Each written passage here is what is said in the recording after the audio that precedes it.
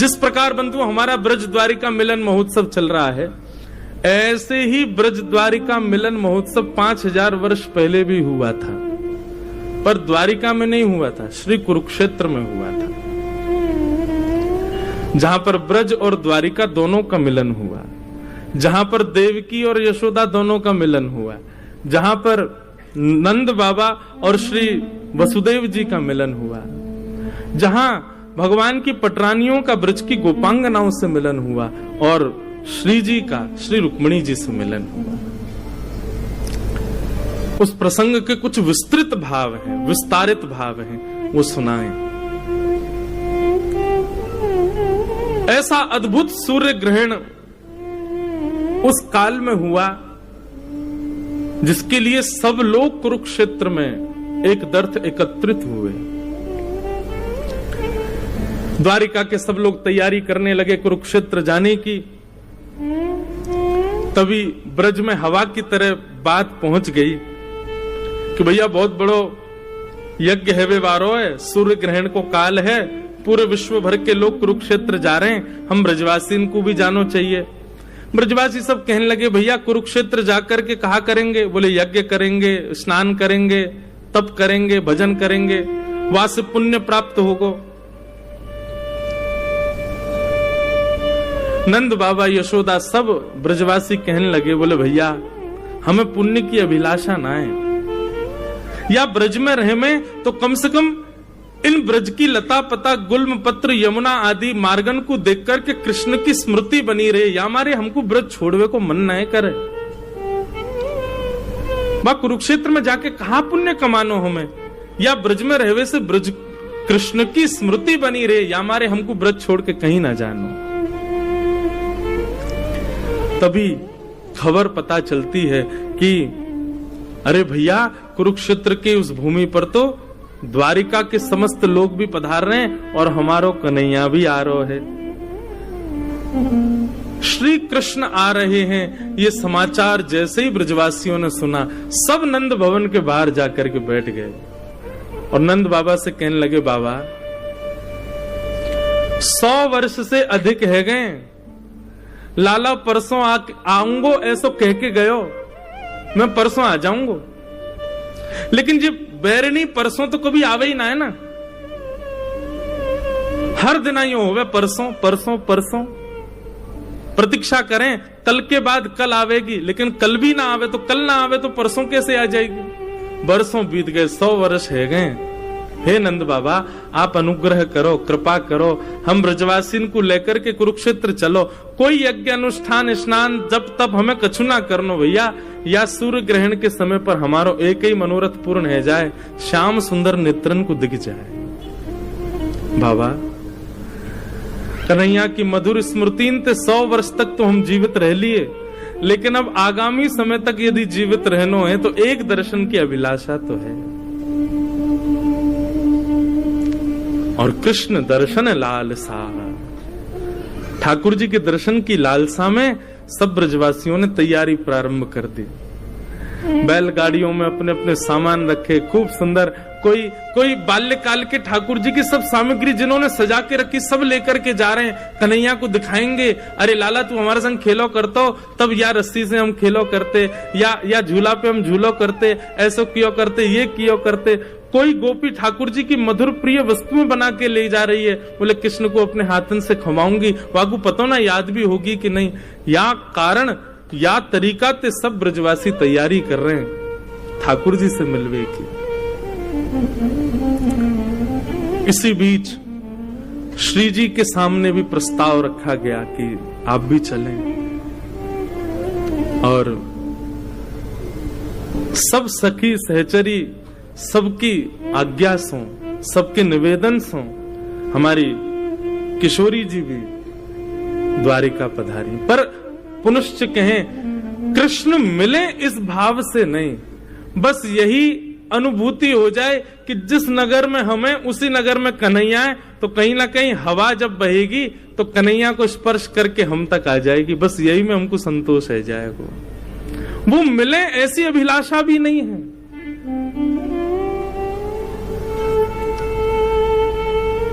सब ब्रजवासी पहुंचे, और कुरुक्षेत्र में जाकर के जैसे ही देखा,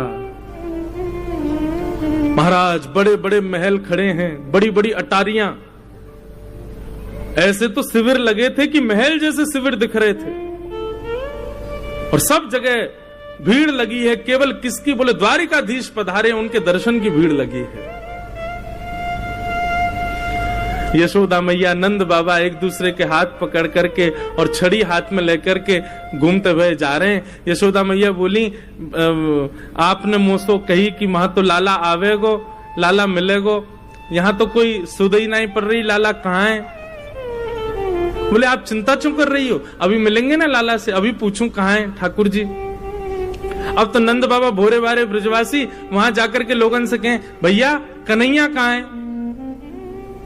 द्वारिका के लोग बोले, कौन कन्हैया? अरे कन्हैया श्री कृष्ण।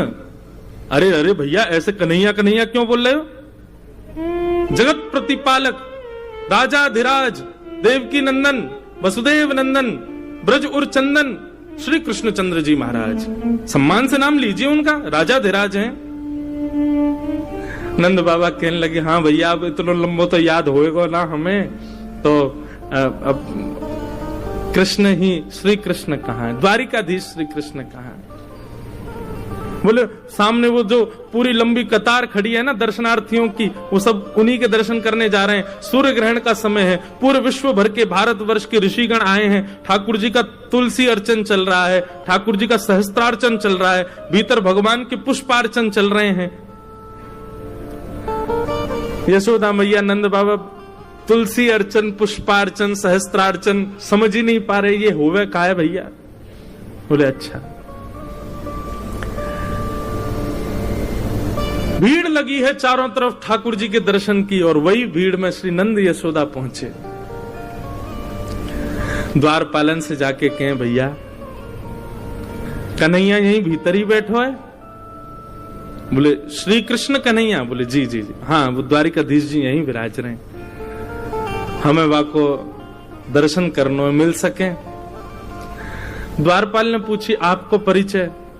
बोले भैया हम ब्रजते पधारे हैं, हम नंद बाबा हैं जी, यशोदा मैया है। 11 वर्ष 56 दिन ठाकुर जी हमारे पास ही रहे ब्रज में, बहुत दिन है गए, 100 वर्ष है गए, तो आज उनके दर्शन करवे आए।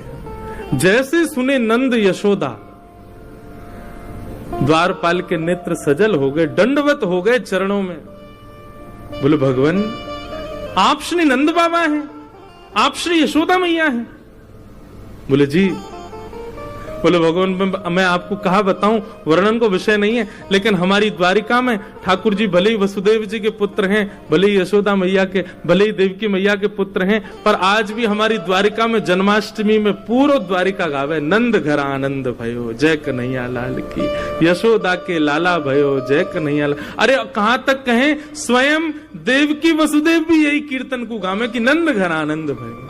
आज नंद बाबा के दर्शन है रहे, चरण पकड़ लिए, चरणन की धूल अपने माथे से लगाने लगे।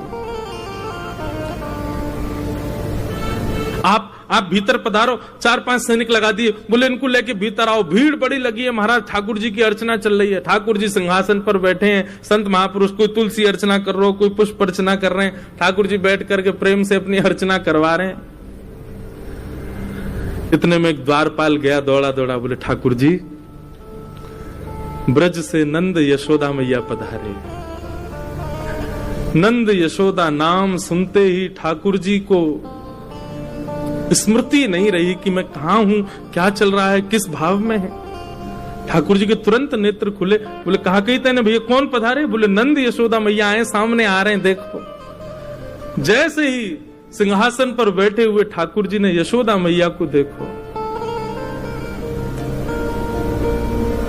ठाकुर जी कूदे नहीं, इतने देहाभिमान शून्य हो गए, देह की सुध नहीं हुई कि ठाकुर जी वहीं मानो जैसे मूर्छा अवस्था में गिर पड़े हों।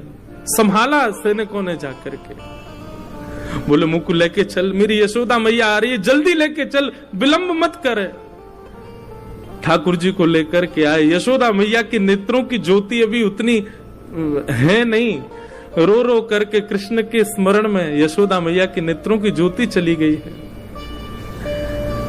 ठाकुर जी गए, जाकर के अपने सबसे प्रथम तो मुकुट को यशोदा मैया के चरणन में पधराया, और जैसे ही यशोदा मैया के मधुर चरणार बिंदों को अपने हृदय से लगाया, ठाकुर जी छोड़े नहीं। समस्त पटरानियां खड़ी हैं, बड़े बड़े ऋषि महापुरुष खड़े हैं, सूर्य ग्रहण का काल है, सब यहां अर्चना वंदन कर रहे हैं, बड़े बड़े ब्राह्मण तप में बैठे हैं, जप में बैठे हैं, और यहां एक अलग ही दर्शन हो रहा है। द्वारिकाधीश श्री यशोदा मैया के चरणों से लिपट करके करुण क्रंदन कर रहे हैं। यशोदा मैया ने नीचे झुक करके लाला को उठायो, हृदय से लगायो, कभी लाला के नेत्रन को स्पर्श करें, कभी कान को स्पर्श करें, कभी नासिका को स्पर्श करें, मुख को स्पर्श करें, और स्पर्श करके मैया कह रही, लाला तू तो बड़ो ही ना भयो, तू तो बिल्कुल नेक्सो सोई है। जैसे स्पर्श को भाव, जैसे स्पर्श को सुख तेरो बाल्यकाल में, लाला तेरो अभी भी वैसो ही है। इतना रोए द्वारिकाधीश। यशोदा मैया ने जो वस्त्र धारण किए थे सब गीले हो गए ठाकुर जी के अश्रुओं से।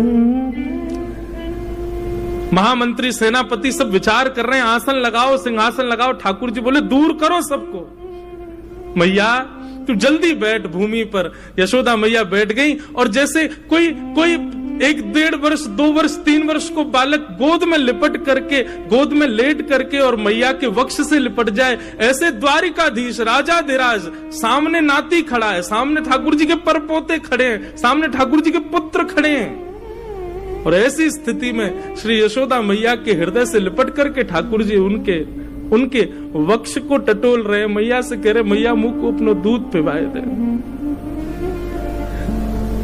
यशोदा मैया से लिपट गए और बार बार कह रहे, मैया मुंह को क्षमा कर दे,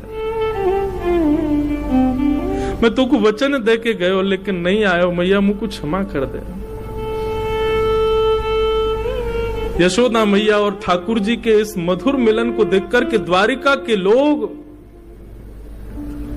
अपने प्रेम पर प्रश्न चिन्ह उठाने लगे। क्या हम वास्तव में द्वारिकाधीश से प्रेम करते हैं? ये कैसा प्रेम इन ब्रजवासियों का?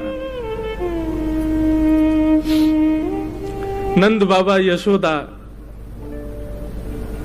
ठाकुर जी के चरणों का स्पर्श कर रहे हैं, केश में हाथ घुमा रहे हैं। यशोदा मैया वक्ष से लगा करके लाल जी को खूब दुलार कर रही है। ठाकुर जी भूल गए कि पुत्र पौत्र सब खड़े हैं मेरे, नन्हे से बालक के भांति यशोदा मैया के अंग से लग गए। और पूरे सूर्य ग्रहण के समय में यही अनुष्ठान चला, प्रेम का अनुष्ठान, ब्रज द्वारिका मिलन के प्रेम का अनुष्ठान। सब द्वारिकावासी ब्रजवासियों को खोज रहे हैं, कहां है ब्रजवासी, और सब ब्रजवासियों को खोज खोज करके अपने हृदय से लगा रहे हैं। बोले, आप भी ब्रज से हैं? बोले, हाँ हम ब्रज से हैं। जो ब्रज को दिख जाए द्वारिका के लोग दौड़ करके जामे, उनको हृदय से लगामे। सब ब्रज द्वारिका मिलन महोत्सव कर रहे हैं।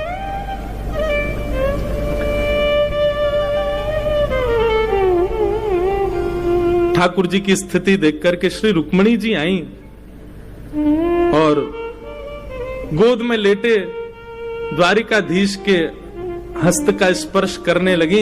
यशोदा मैया को जैसे दिखी, मैया बोली, लाला जे लक्ष्मी सी दिख रही है, या कि देखियो केशन में कछु चमक रो है, या के गले में ऐसा सुंदर नवलखा को हार लग रो है, भैया ये लक्ष्मी सी दिख रही है, लाला जे कौन है? जैसे रुक्मिणी जी आई, ठाकुर जी की विरह वेदना शांत हुई। भगवान अपनी स्थिति देख रहे थे, ये का भयो, ये कैसे हम लिपट गए। तुरंत यशोदा मैया की गोद में ठाकुर जी बैठ गए। अच्छा, पूज्य पिताजी महाराज कथा में एक प्रसंग कहते हैं बंधुओं कि द्वारिकाधीश भगवान के पुत्र प्रद्युम्न की आयु 50 वर्ष, भगवान के परपौत्र अनिरुद्ध की आयु 25 वर्ष और स्वयं द्वारिकाधीश की आयु 16 वर्ष। पुत्र 50 वर्ष का, नाती 25 वर्ष का और परदादाजी 16 वर्ष के। ठाकुर जी 16 वर्ष से ऊपर। 16 वर्ष तो आज 16 वर्ष के, अगर कलयुग में ठाकुर जी पधारे 16 वर्ष के नहीं होंगे, मुंह लगे और कम रह जाएंगे। क्यों? जिस अवस्था में विकार आने उत्पन्न हो जाते हैं, ठाकुर जी उस अवस्था से ऊपर नहीं जाते। विकार आने मतलब जहां पर वोकल कॉर्ड बदलना शुरू हो जाए, दाढ़ी मूंछ आनी शुरू हो जाए, आप थोड़े बड़े बड़े से लगने लग जाओ, ये समझ जाओ कि अब ये विकार अवस्था है। ठाकुर जी उस अवस्था में कभी नहीं आते। ठाकुर जी सदा सहज अवस्था में रहते हैं, बाल अवस्था में रहते हैं। तो ठाकुर जी यशोदा मैया गोद में ही बैठे हैं और मैया से कह रहे, मैया जे तेरे ही यमुना में दीपदान को प्रताप सामने बैठो है। यशोदा मैया बोली मतलब आज ठाकुर जी को एकांत में गए हो सिंहासन, नहीं वही चौक में ही बैठे हैं यशोदा मैया गोद में, और चारों तरफ लाखों दर्शनार्थी ब्रजवासी और द्वारिका के लोग बैठे हैं। मैया जे रुक्मणी है जासे मेरो ब्याह भयो है, तेने बड़े दीपदान किए, मेरे लाला की लक्ष्मी जैसी बहू आवे, मेरे लाला की ऐसी बहू आवे कि चार लोग देख के कहें अरे भैया ऐसी बहू होनी चाहिए। मेरे लाला की ऐसी बहू आवे कि पूरा ब्रजमंडल युग युगांतर तक याद रखे। देख ले मैया तेरी बहू सामने बैठी है। एक भुजा से द्वारिकाधीश को हृदय से लगा रही हैं, दूसरी भुजा से श्री रुक्मणी जी को हृदय से लगा रही हैं। रुक्मणी जी के भी नेत्र सजल हो गए यशोदा मैया के अंग से लग करके। खूब स्नेह किया, अष्टपटरानियों को अपने हृदय से लगा करके यशोदा मैया ने जो उनके पास था, कड़ूला, कंगन, हाथ, बोले अब तो पहले तो लाला कोई मुख दिखाई भाई ना, आज ही है रही है तो आज ये अनुष्ठान चला था सूर्य ग्रहण पर कुरुक्षेत्र में, प्रेम का अनुष्ठान। यशोदा मैया कोई को अपनी पाजेब उतार के पहना रही हैं, कोई को अपने हाथन की अंगूठी दे रही हैं, कोई को अपने गले को हार उतार के दे दें, कोई को अपने कानन को कुंडल दे रही हैं। सब मना करें, बोले मैया आपको, बोले नहीं ये मेरी मुख दिखाई है, तू मेरी बहू है, मेरे लाला की बहू है, क्यों नहीं दूंगी, ये सब तुम्हारा ही तो है, तुम्हारे काज ही तो मेरे पास है। देवे को अवसर ना मिलो, आज मिलो तो पीछे क्यों रहूं। ये था बंधुओं ब्रज द्वारिका मिलन। और तभी पता चली भीतर बैठी देवकी मैया को कि यशोदा जी आई।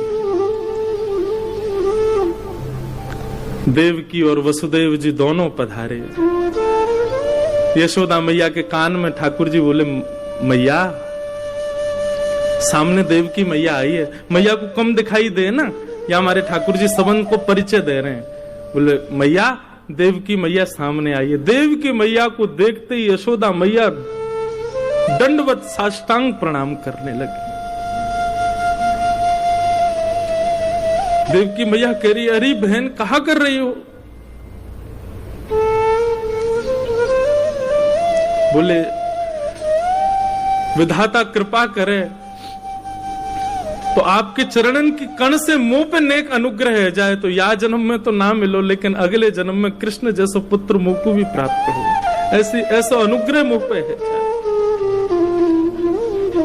देवकी मैया के चरणन से लग गई। देवकी मैया ने उठाकर के हृदय से लगाया। ये मधुर मिलन, खूब स्नेह दे रही हैं एक दूसरे को। बोले आपको पुण्य कितना श्रेष्ठ है, कन्हैया जैसो लाला आपके घर भयो। बोले मेरे पुण्य की कहा कहोगी बहन, मेरे तो 6 बालकन को कंस ने मार दियो, 7वें बालक को जन्म नाय भयो, 8वें बालक के रूप में कन्हैया आयो, पर कंस तो इतना क्रूर राजा जन्म लेते ही बालकन को मार दे। ये तो आपके और नंद बाबा को प्रताप हो कि हमारो लाला सुरक्षित रहो। 11 वर्ष 56 दिन तक आपने वह को खूब ध्यान रखो। आज भी हमारी द्वारिका में कोई यो ना के देवकी के लाला की जय, सब यूं ही के नंद यशोदा के लाल की जय। नंद घर आनंद भयो जय कन्हैया लाल की। हर जन्माष्टमी आपके ब्रज को छोड़े भय, भले ही लाला को 100 वर्ष है गए होंगे, लेकिन हमारी द्वारिका में तो आज भी द्वारिका वासी नंद घर आनंद भयो, यशोदा के लाला भयो। और मैं कोई को रोकू ना, मुझको भी तो वही में सुख मिले। यशोदा मैया और देवकी का मिलन हुआ। सब ब्रज अवध के लोग, ब्रज और द्वारिका के लोग मिल रहे हैं। द्वारिका के लोग बहुत सम्मान कर रहे हैं ब्रजवासियों का। ये स्थिति देख करके सब भूल गए किसके क्या जब चल रहे हैं, क्या अनुष्ठान चल रहे हैं। हवन की सारी अग्नियां ठंडी पड़ गई महाराज। जहां प्रेम की बाढ़ आ गई हो वहां कौन सी अग्नि जल सके। ऐसा मधुर मिलन हो रहा है। तभी एक सखा ने जाकर के ठाकुर जी को संकेत किया, लाला श्री जी पधारी हैं। श्री जी का नाम स्मरण सुनते ही ठाकुर जी मंत्रमुग्ध हो गए। एक बार को ठाकुर जी भूल ही गए कि हम द्वारिकाधीश हैं, पर श्री जी का नाम सुनते ही तो ठाकुर जी की व्याकुलता और बढ़ गई। बोले कहाँ हैं? बोले कुंज में विराज रही हैं, आप चलो। ठाकुर जी बड़े सहमे सहमे से श्री जी के पास जा रहे हैं। जैसे ही ठाकुर जी ब्रजवासियों के शिविर में प्रवेश करते हैं, किशोरी जी बैठी हैं। किशोरी जब से ब्रज छोड़ के ठाकुर जी गए ना, तब से एकांत में रहती हैं, बस अष्ट सखियों के मध्य में रहती हैं, बहुत कम वार्ता करती हैं। जैसे ही ठाकुर जी ने शिविर में प्रवेश किया, किशोरी जी के नेत्र खुले। तुरंत ललिता, मुझको ऐसा क्यों लग रहा है कि कन्हैया आ रहे हैं? बोले नहीं, कन्हैया क्यों आएंगे? अभी अभी मुझको पता चली, उनको तो सहस्त्रार्चन, तुलसी अर्चन आदि सब चल रही है। वो सूर्य ग्रहण को समय है ना, तो सब वहीं व्यस्त हैं। पूरे भारतवर्ष के बड़े बड़े संत ऋषि पधारे हैं, सब वहीं पर अर्चना कर रहे हैं। वो तो बहुत व्यस्त हैं, लाडली जी वो कैसे आवेंगे? किशोरी जी बोली, मुझे उनके तन की सुगंध पता है, और इस समय आभा मंडल वायु जो बह रही है उसमें ठाकुर जी के तन की सुगंध आ रही है, और मुझको पूर्ण विश्वास है कि श्याम सुंदर पधार रहे हैं। इतने में ही शिविर का जो कपाट था वो खुलना हुआ, और जैसे ही वहां से प्रवेश किया द्वारिकाधीश ने, देख करके सब सखियां भाव विह्वल हो गईं। किशोरी जी भाव विह्वल नहीं हुई, नीचे नेत्र करके बैठी। पता है कि ठाकुर जी आ गए, पर देखूं कैसे, किस अंग को पहले देखूं? 100 वर्षों की प्रतीक्षा। चरणों को देखूं, हस्त कमल को देखूं, मुखमंडल को देखूं, कहां से प्रारंभ करूं देखना? ठाकुर जी जहां खड़े वहां से मुंह इतर करके श्री जी बैठी। कैसे देखूं, किसको पहले देखूं? ललिता विशाखा को थोड़ी सुध आई, श्री जी के बगल में स्थान था, वहां आसन ठाकुर जी का पधराया, इत्र का छिड़काव किया, गुलाब जल बिछाए। आओ लालन विराजो।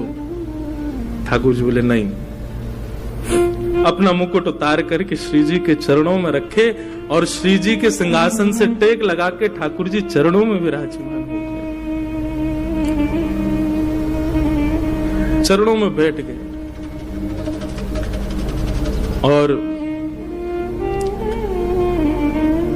स्वयं द्वारिकाधीश अपने कर कमलों से श्री जी के मुखमंडल को अपनी ओर करते हैं, और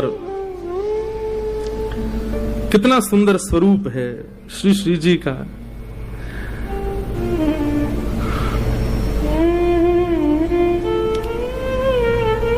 स्वामी श्री हरदास जी महाराज का एक पद है बंधु,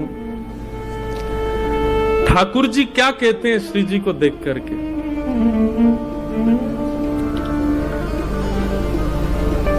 प्यारी जू जब जब देखूं तेरो मुख, तब तब नयो नयो लागत।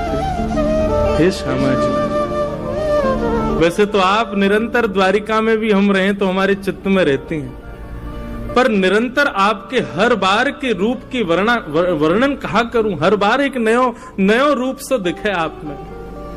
स्वामी श्री हरदास जी कहते हैं, प्यारी जू जब जब देखूं तेरो मुख, तब तब नयो नयो लागे, तब तब नयो नयो लागे। ऐसे भ्रम होत में काहू, देख न री दुति को दुति लेखन न कागत। ऐसा लगे आपको देखकर कि शायद पहले मैंने कभी देखो ही ना, ये तो कोई नयो रूप है। रूप तो वही है, लेकिन वाकई कांति ऐसी अद्भुत है जाए कि हर बार ऐसा लगे कि मैंने कोई नयो रूप देखो। आपके अरूप की बलैया। कोटि चंद्र ते कहां दुराऊं, री नए नए रागत। श्री हरिदास के स्वामी श्यामा, कहत काम की साथी। न होई तुष्टि रही निस दिन जागत। कोटि कोटि चंद्रमान से भी यदि आपकी नजर बलैया उतारूं तो भी फीको लगे, ऐसो मधुर स्वरूप है ठाकुर जी श्री जी को। किशोरी जी को मुखमंडल देखा और जैसे किशोरी जी का मुख अपनी ओर किया, श्री जी के नेत्र ठाकुर जी के नेत्रों से मिले। अब श्री जी भी अपने सिंहासन से उतर करके नीचे विराजमान हो गए और विराजमान होकर के कहती हैं, श्याम सुंदर 100 वर्ष की प्रतीक्षा के बाद आए हो, कछु दोगे नहीं मुझको? ठाकुर जी बोले, जो मांगोगे सो देंगे, आप आज्ञा करो एक बार, कहा चाहिए? बोले, जा दिन आप ब्रज छोड़ करके गए, हमसे एक वचन लेकर के गए कि हे श्यामाजू, एक अश्रु बिंदु भी यदि पृथ्वी पर गिरा तो मैं अपनी लीला उसी समय संवरित करके प्रस्थान कर जाऊंगा। यदि आप चाहती हैं कि आगे की लीला संवरण हो, आगे की लीला व्यवस्थित चले, तो आप मुझे वचन दीजिए कि एक अश्रु बिंदु भी आपके नेत्रों से नीचे पृथ्वी पर गिरना नहीं चाहिए। प्रलय आ जाएगा, पृथ्वी रसातल में चली जाएगी। आपके वह वचन को निर्वहन करते भई आज 100 वर्ष है गए, एक अश्रु बिंदु भी मेरे नेत्रन से नहीं आई है। मैं आपसे यही मांगना चाहूंगा, आज मुझ को आज्ञा दे दो। वो जो हृदय में सागर, वो जो हृदय में तालाब नदी बन चुका है और नदी के भाव से अब सागर बन चुका है, वाकु अब यहां से प्रस्थान करन दो, मुझ को रोवे को वरदान दे दो। मैं थोड़ा रोना चाहूंगा। 100 वर्षन से 2 कार्य श्री जी ने नहीं किए, एक तो सोई नहीं है, दूसरे नेत्रों से एक अश्रु बिंदु भी प्रकट नहीं किया है। और आज ठाकुर जी के उस मधुर रूप को देख करके श्री जी कहती हैं, आप आज्ञा करो। ठाकुर जी भाव विह्वल हो गए, हृदय से लगा लियो। चिन्मय चैतन्य स्वरूप श्री जी और ठाकुर जी एक दूसरे में विलीन हैं लगे। सब सखियां रूप को देख करके आनंदित हैं लगी। ठाकुर जी के द्वारिका रूप, द्वारिकाधीश रूप से वह रूप को धुला करके अब वृंदावन चंद के रूप में उनको तैयार करन लगी।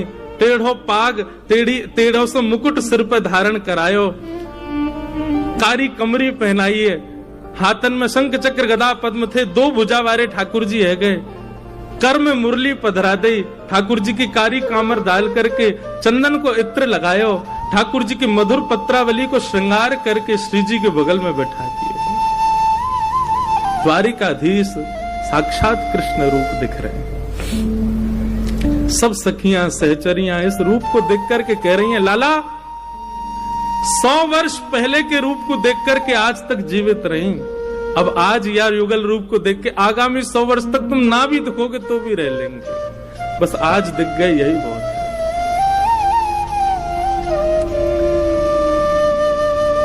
श्री ठाकुर जी श्री जी से मिले। सब सखियों ने ठाकुर जी का ब्रज नंदन के रूप में श्रृंगार किया और श्रृंगार करके श्री जी के बगल में बैठाए और बैठा करके खूब नेत्रन से निहारो। और बंधुओं, अब यहां ब्रज द्वारिका मिलन महोत्सव में निभृत निकुंज का रास हुआ। 100 वर्ष के पश्चात द्वारिकाधीश रास कर रहे।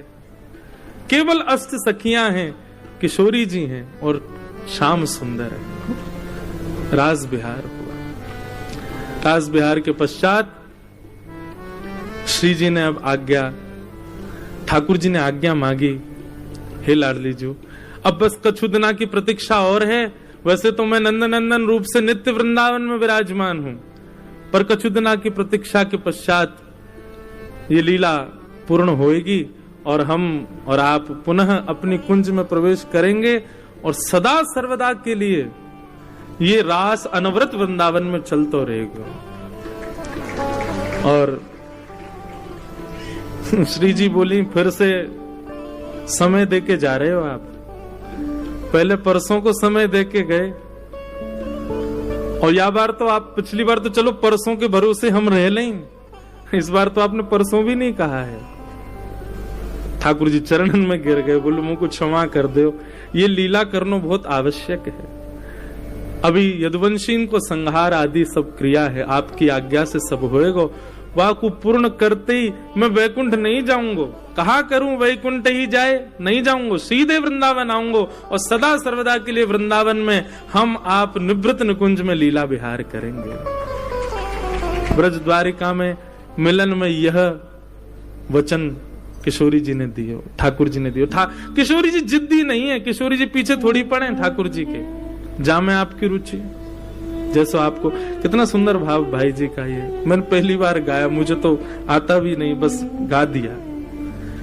ऐसे 16 गीत हैं, एक गीत ठाकुर जी गाते हैं, फिर दूसरा गीत किशोरी जी गाती हैं, फिर एक गीत ठाकुर जी गाते, फिर किशोरी जी गाती हैं। ऐसे भाई जी ने आज ही सुबह जब देख रहा था तो हमारा एक बालक हमसे बोले, महाराज जी कभी श्री जी की कृपा हो तो अगले या कभी भी, कोई वचन नहीं दे रहा हूं, पर ठाकुर जी के ही उत्सव में, वर्ष भर तो हम कथा करते हैं, ये तो हमारी लाल जी से चर्चा है, इसमें कभी 16 गीत गाएंगे, पूरे 16 गीत जो ठाकुर जी और श्री जी के हैं, और उन्हीं पे ही चर्चा, जो यथामति शक्ति गुरुजनों की आज्ञा लाल जी की इच्छा से होगी वो करेंगे।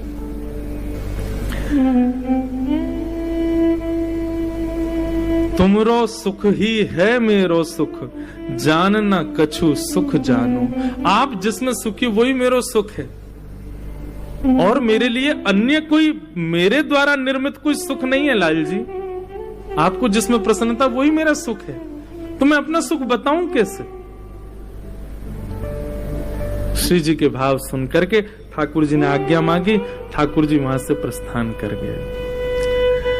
आज 100 वर्ष के बाद श्री जी ने पहली बार कही, ललिता जी शयन शैया लगाओ, आज शयन करेंगे हम। 100 वर्ष के बाद ठाकुर जी की काली कामर नित्य श्री जी ओढ़ती हैं और वंशी को अपने चित्त से लगाती हैं। आज 100 वर्ष के बाद श्री जी को निद्रा आई है, पड़ गई शयन शैया पर। ठाकुर जी जैसे ही लौट करके गए, ठाकुर जी का अद्भुत श्रृंगार ब्रज के नंदन बना के भेजे गोपी ने। ऐसा श्रृंगार तो कभी द्वारिका में भी नहीं हुआ ठाकुर जी का। श्रृंगार को देख करके महाराज रुक्मणी को यह भी भान नहीं रहा कि मैं रुक्मणी हूं। ऐसा रूप, ऐसा सौंदर्य, ऐसा श्रृंगार। श्याम सुंदर, हे द्वारिकाधीश, कहां गए थे आप? ये इतना सुंदर श्रृंगार। ठाकुर जी के नेत्र ही बता रहे थे कहां गए थे। नेत्रों में हल्के हल्के अश्रुबिंद हैं, नेत्र लाल पड़े हैं। समझ गई रुक्मणी जी कि श्री जी पधारी। ठाकुर जी तो जाकर के अपने कक्ष में विराजमान हो गए, लेकिन रुक्मणी जी की व्याकुलता बढ़ गई अब कि मैं जाऊं, मैं भी श्री जी का दर्शन करूं। अपनी अष्ट सखी, अष्ट भगवान की पटरानियों को संग लेकर के श्री रुक्मणी जी गई हैं श्री जी का दर्शन करने के लिए। आज श्री जी पौड़ी हैं, पहली बार 100 वर्ष बाद सुई हैं। ललिता विशाखा को बड़ो चैन मिलो है, द्वार पर बैठ गई हैं। बोले कि अब चाहे ब्रजवासी अपनों ग्रहण आदि पूर्ण करके चली जाए, श्री जी तो तभी जाएंगी जब निद्रा पूरी होगी। 100 वर्ष की निद्रा है। मधुर सुगंधी ठाकुर जी के अंग की आ रही है, कारी कमरी हो रही भई है, वंशी चित्त से लगी भई है। श्री जी मधुर शयन कर रही हैं। जैसे ही रुक्मणी जी आई, रुक्मणी जी के आते ही श्री जी उठ करके अपने आप बैठ गई और बोली, ललिता जरा देखियो, मुझे लगा श्याम सुंदर फिर आ गए। बोले अब कहा भाई, अब तो श्याम सुंदर नहीं आए थे। बोले श्याम सुंदर को हृदय से लगा के रुक्मणी जी आई तो उनके तन की सुगंधी रुक्मणी जी में से आ रही थी, और श्री जी को उसी से ही भान हो गया कि श्याम सुंदर आए। उठ के बैठ गई श्री जी। बोले ललिता देखियो द्वार पर श्याम सुंदर आए। ठाकुर जी फिर आए।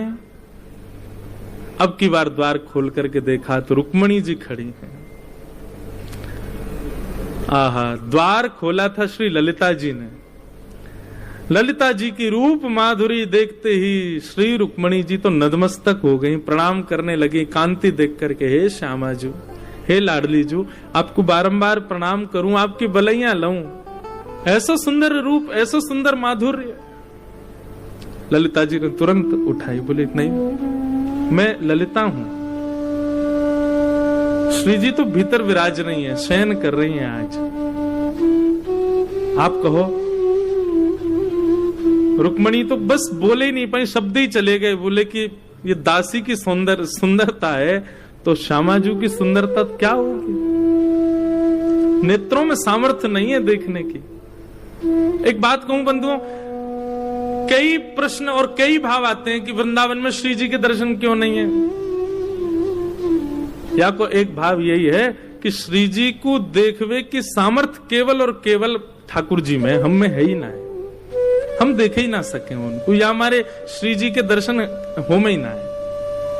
और एक बात कहूं, ठाकुर जी दिख जाएंगे, ब्रजवासी दिख जाएंगे, ब्रज की पूरी लीला कौदिना प्रत्यक्ष दिख जाएगी, लेकिन श्री जी को देखवे के लायक हमारे पास नेत्र है ही ना है, उनके दर्शन तो ना है सके। उनकी तो कृपा ही इतनी है, उनको तो भाव ही इतना कि वाकू बोलते बोलते रसिक जन भावुक कह जाएं। श्री जी को नाम गाते गाते लोग कितने वर्षन की समाधि में चले। और इनकी छोड़ो, श्रीमद् भागवत के वक्ता श्री शुकाचार्य जी महाराज, श्री शुक मूर्छित भय मास षट, 6 महीने के लिए मूर्छित हो गए शुकाचार्य जी श्री जी का नाम बोलते ही। जिनका नाम, जिनका रूप, जिनकी लीला, जिनके केवल अनुभव मात्र से ऐसी स्थिति हो जाती है, वो प्रत्यक्ष दिखेंगी हमको? संभव नहीं, हम में सामर्थ्य नहीं। रुक्मणी जी आदि आई, बोले श्री जी के दर्शन करने। ललिता जी बोली आज शयन में है, और ये कोई साधारण शयन नहीं है, 7 वर्ष के पश्चात का शयन है। या हमारे हम किशोरी जी को उठाए ना सकें, पर आपकी बहुत इच्छा है तो झरोके में से श्री जी को दिखा देंगे। और एक झरोके में लेके गई। बंधु एक बात कहें, वृंदावन दर्शन की रीति है, प्रत्यक्ष श्याम सुंदर को नेत्रों से मत देखो। कोई खंबा हो, कोई व्यक्ति आगे खड़ा हो, उसके पीछे छुप के श्याम सुंदर को देखो, उनके दर्शन नहीं करो, उनको ढूंढो कहां है। प्रत्यक्ष जाकर के आप श्याम सुंदर को 2 नेत्रों से देखने का प्रयास करते हैं, वो दर्शन नहीं है। वो दर्शन द्वारिका में चल जाएगा, जगन्नाथपुरी में चल जाएगा, वृंदावन तो झरोकों से देखने का विषय है। वहां तो छुप के देखो, स्वयं को छुपा करके देखो। रुक्मणी जी ने जैसे ही झरोके में से झांका,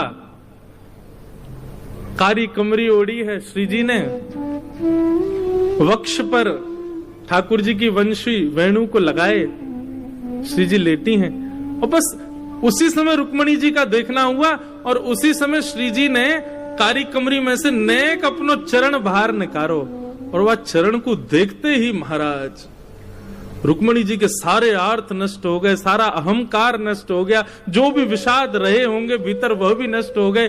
बस पूर्णतया ललिता जी के हाथ पकड़ लिए, बोले मुझे वापस नहीं जाना, अब मुझे इनके चरणों में ही रहना है, मुझे वापस नहीं जाना। आप कृपा करो, मुझ को भी दासी बना दो, मुझ को भी संग सहचरी रख लो, मुझे द्वारिका नहीं जाना।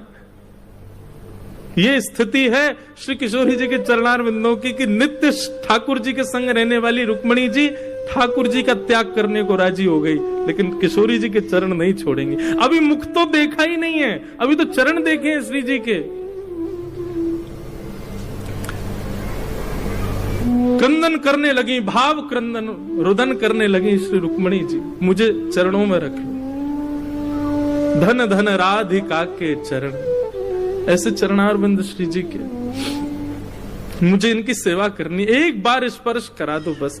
मैं आपको और कुछ नहीं कहूं, मुख देखने की भी इच्छा नहीं, बस चरण का दर्शन करा दो, एक बार समीप ले जाकर के नेक चरणन से मेरे स्पर्श करा दो बस। तब ललिता आदि विशाखा भाव विह्वल रुक्मणी जी को दोनों भुजाओं से उठा करके चल भी नहीं पा रही हैं, लेकर के जैसे ही कक्ष में आई, श्री जी के चरणार बिंदों का जैसे ही स्पर्श किया, उठ करके बैठ गई।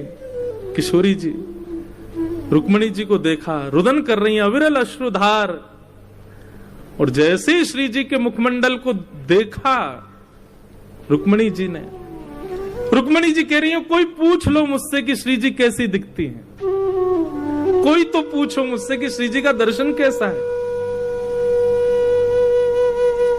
पहली बात तो वर्णन कर नहीं पाऊंगी, और दूसरा अगर आप पीछे पड़ जाओगे तो बता नहीं पाऊंगी, बस ले चलूंगी। कहां? श्री जी के पास नहीं, श्याम सुंदर के पास, और श्याम सुंदर को ले जाकर के सुंदर चुनरी पहनाऊंगी, सुंदर आंखन में काजर लगाऊंगी, उनके घुंघराले केशन को खोल दूंगी, बस अपने भाव से उनके श्याम वर्ण को गौर वर्ण कर दी। समझियो यही है श्री जी, यही है किशोरी जी, यही है हमारी लाडली जी। कोई अंतर नहीं है, कोई भेद नहीं है। रुक्मणी जी तो ये आश्चर्य में है कि दोनों एक से ही दिखते हैं, बिल्कुल ऐसे ही नेत्र हैं श्री जी के, वैसे ही नेत्र हैं ठाकुर जी, वैसी नासिका, वैसे ही ओष्ठ, पलक झपकने को तरीका भी सबन को अलग होवे, श्री जी और ठाकुर जी पलक भी वैसे ही झपके जैसे एक ही है, बिल्कुल कोई अंतर नहीं। रुक्मणी जी से ज्यादा कौन जाने, 24 घंटा ठाकुर जी की सेवा में रहे। गर्दन हिलावे को, बोलवे को, उठवे को, अचकवे को, सब बिल्कुल एक जैसा है, बस गौर वर्णा है, वो श्याम वर्ण है, कोई अंतर नहीं।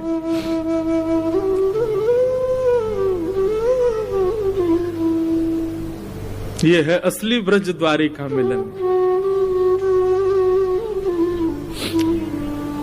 खूब देर तक श्री जी के चरण सेवा करती रही। श्री जी अपने हस्तकमल से रुक्मणी जी के मस्तक को फेरती रही। आपस में खूब प्रेम चर्चा, भाव चर्चा हुई। रुक्मणी जी ने प्रार्थना की कि श्री जी 16,100 सखियां और है, मेरी बहन 16,100 और हैं, आप कृपा करो ना। मैं तो चाहूं कि ऐसा दर्शन उनको भी प्राप्त हो। ये सेवा आप तो ऐसी कृपा कर दो, हम यहाँ से द्वारिका जाएंगे ही नहीं। 16,108 को आप अपने संग ले चलो। अगर आप हमसे पूछो तो हम तो आपको वरण करवे, आपसे ब्याह करवे को तैयार हैं। 16,108 आपके संग चल देंगे वृंदावन, हमें ना जानो द्वारिका। द्वारिकाधीश रहे अपने यदुवंशी के संग, हमें तो आपको संग चाहिए। अब आपके संग चलेंगे। किशोरी जी बोली नहीं, ध्यान रखो हमारे हृदय बिहारी को, कछु दिना के बात हो रहे, खूब स्नेह करो, खूब भाव, फिर आप आ जाइयो कुंज में, आप भी विराजमान है जाइयो, वहां कुंज की लीला में फिर संग रहेंगे। और रुक्मणी जी प्रणाम करके आज्ञा लेकर के कि आप पधारो, ऐसा भाव रख करके गई।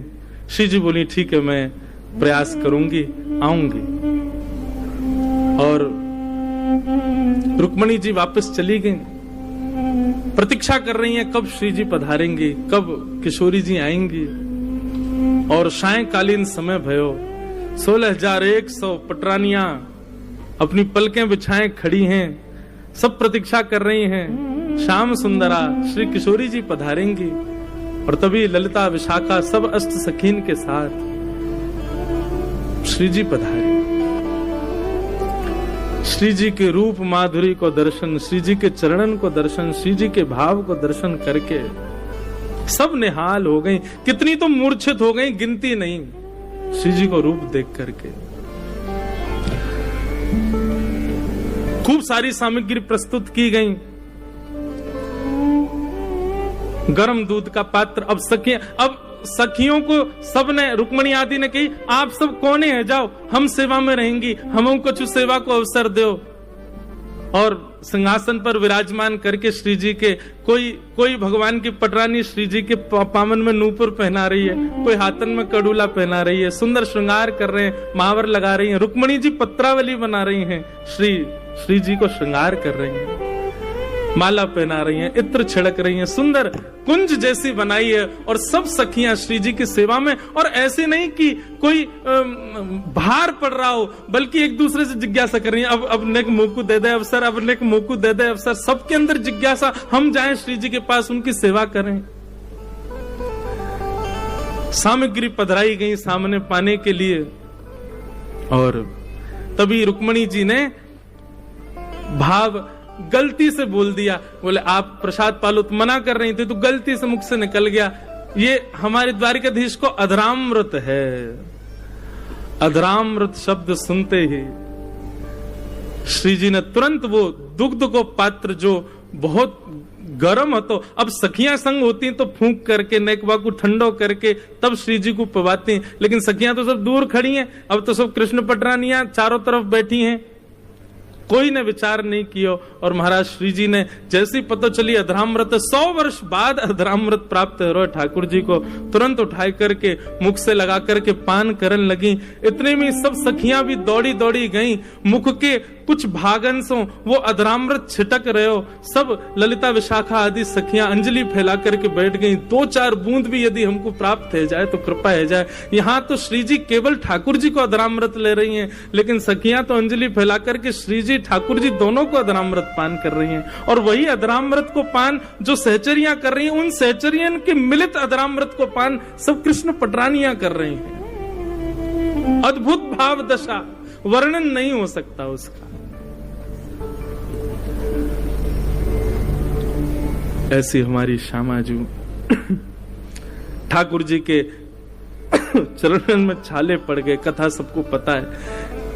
रुक्मणी जी ने जब दर्शन किए तो फिर ठाकुर जी ने बताई, श्री जी के चित्त में हमारे चरण विराजमान हैं, उनके चित्त में हमारे चरण विराजमान है। यही हमारे ये भाव दशा भई है। बोलो ब्रज द्वारिका मिलन महोत्सव की जय। ये है ब्रज द्वारिका को वास्तविक मिलन।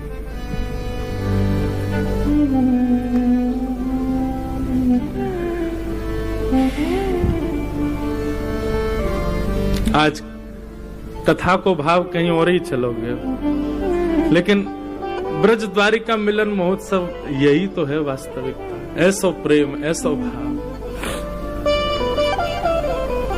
ऐसी श्यामाजू से हम बारंबार प्रार्थना करें कि किशोरी जी आप कृपा करो, ठाकुर जी प्रसन्न हो जाएं।